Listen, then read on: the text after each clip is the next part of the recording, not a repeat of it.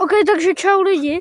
Dneska jsme tady prostě vylovili takový ledovce tam byly, tak jsme kousek ulomili a pak jsme to vyndali z vody. Koukejte, já nevím, jestli to vidíte, ale koukejte, to vypadá jak normálně nějaký sklo, ale je to led.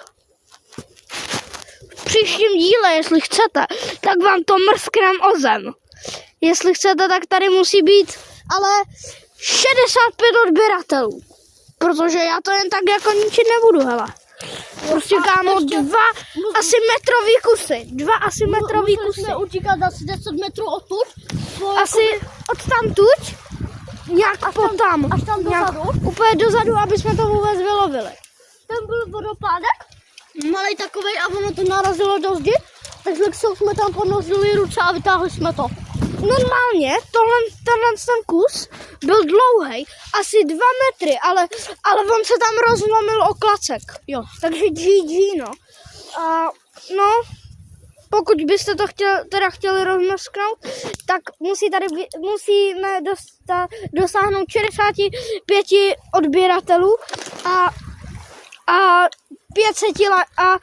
600 lajků. Jestli to chcete rozmrsknout. Tak čau.